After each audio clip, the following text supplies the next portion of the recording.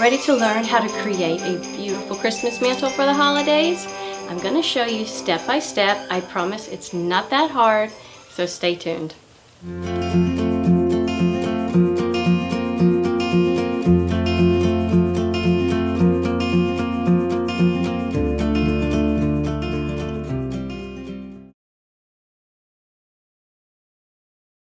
Let me give you two tips about adding the garland to your mantle. The first one is fluff, fluff, fluff that garland. And when you fluff it, kind of pull it over the mantle a little bit. The second thing is I have to have two pieces of garland. So I don't stop it exactly in the middle. I come over about 5 inches so that when I bring that second piece over, it looks really full in the middle. I use 2 candle holders on my mantle during the holidays, and this is the time, if you're going to do that, you want to go ahead and put it on your mantle before we do anything else to the mantle. And let me tell you a little trick I use. It's called poster tack. I take a really small piece and I put it up under my candle holder, push it down, and that just gives me added security so that candle holder doesn't plummet off my mantle when I'm working on it. After you have your candle holder in there secure, go ahead and kind of pull the greenery around the candle so it looks nestled in there. And then it's time to add the lights. Fun. Okay, so here's a little trick I do with my lights. Before I really start winding it into the garland, I start it at one end, and then I find the end. Stick that there for a second. Come all the way across. And I end it on the other side. And that way I know how much I have to weave in and out instead of starting on one side and ending up with too many lights on this side or too little lights. Now the second thing, when you're adding your lights to your garland, it takes a little extra time, but you really want to wind it into your garland, hiding the wire. It tears up a girl's hands, but it'll make it look a lot better.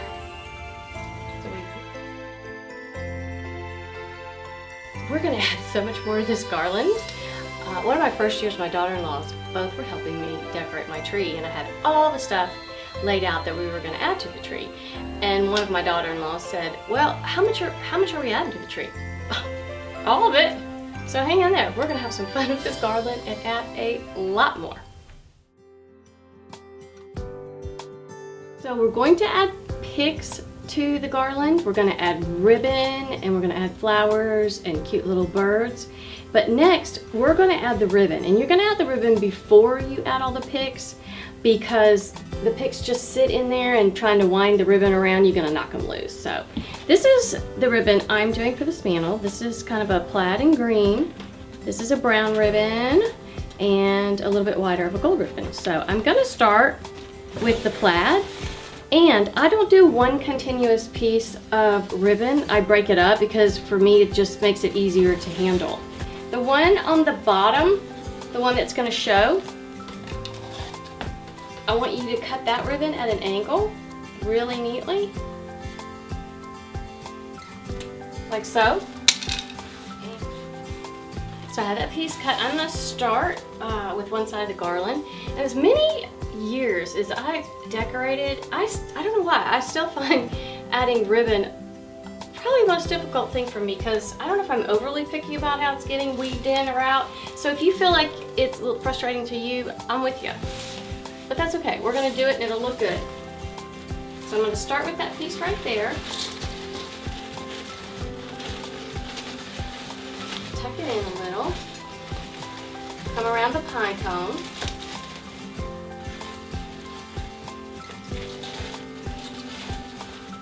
You don't want that ribbon to be tight. You really want it to be loose, like so. And I'm adding 3 ribbons, so I don't have to get overly picky. And there I am covering up some of the wire from the Christmas lights, which is perfect. And then I'll just tuck that piece in right there where you can't tell I've got it trimmed.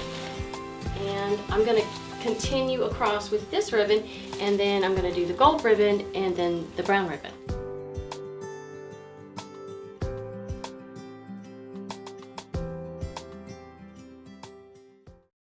Okay, phew. All right, got the plaid done. Quick little thing about ribbon.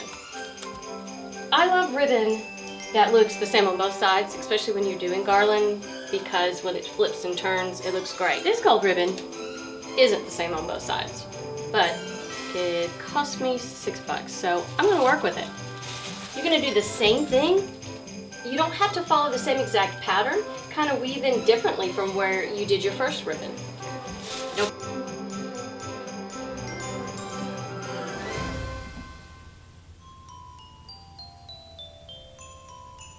So let me show you a little trick I do, because sometimes I get frustrated with how the ribbon's looking in the garland, and if I just see it everywhere, it doesn't quite look right. I really like it to just kind of peekaboo out from the garland.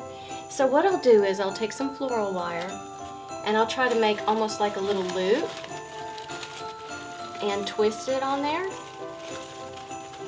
like so, and then tuck it in to the greenery, and then continue about, another 12 inches, and maybe I'll do another one, because this ribbon is a little difficult to work with. It's a little testy. So see how it makes just a pretty loop, and then I'm going to wind the rest of that in and tuck it in where you don't see it, and it'll look a lot better. Okay, I feel like I have a pound of gold glitter all over me. Oh my goodness, it's all over the floor. I have one of those vacuums that has the clear cylinder in the front. By the time I'm done Christmas decorating, it looks like a beautiful snow globe. Alright, the last one is the brown. Repeat the same process. Before I add sprigs to the garland, I made 2 huge bows that I'm going to put on each end of the mantle. Now, I think that making bows is easier than adding ribbon to the garland. I have a video on how to make bows. If you're not sure how to do it, I promise it's easy. When I made my bow, I used floral wire, and I made sure I had plenty left over, because that's how I'm going to attach it to the garland. One bow on this side of the mantle and one on the other.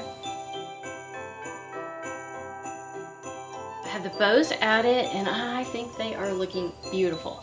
Now, the fun part to me is adding the sprigs, more ornaments, the little birds, but really this is beautiful just like it is. So if you want to stop here, you just go right ahead, but I'm gonna start adding some stuff. Now, this is a floral stem.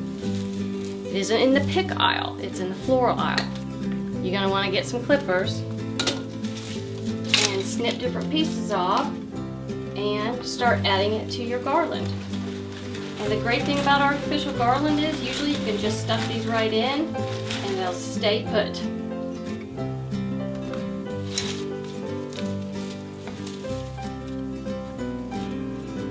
These have little red berries on them and some frosted looking branches. I love how it adds just another layer of texture to the garland. And let me show you something I want to do about the bows real quick. So I want to create a little bit of drama above the bow.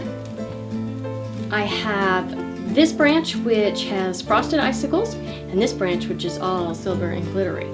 So what I'm going to do is I'm going to snip that top piece off. And man, you have to have muscles to do this.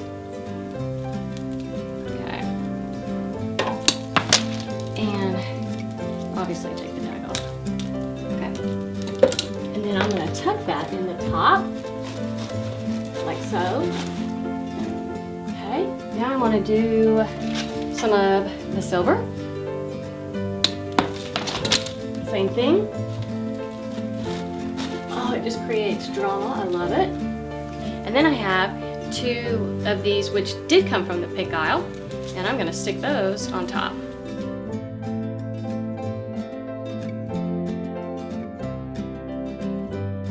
Okay, I got a little sidetracked with the bow. Now I'm going to go back to putting the beautiful floral snips that I did in. Go ahead and snip them all at one time so I can save a little bit of time.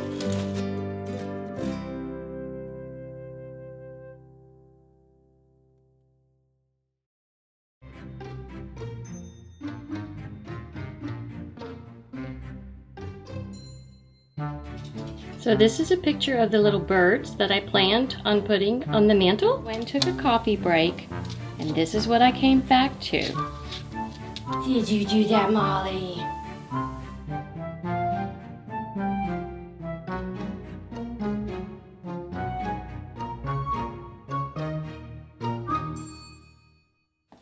Okay, I have to show you this one ornament I found at the craft store in the aisle with the individual hanging ornaments, not in a box. How lovely is that? I'm going to put that right in there.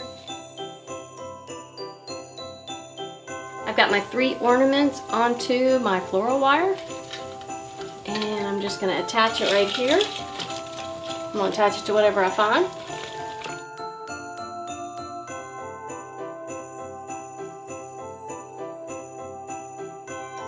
Okay. Alright, I got a few more to do.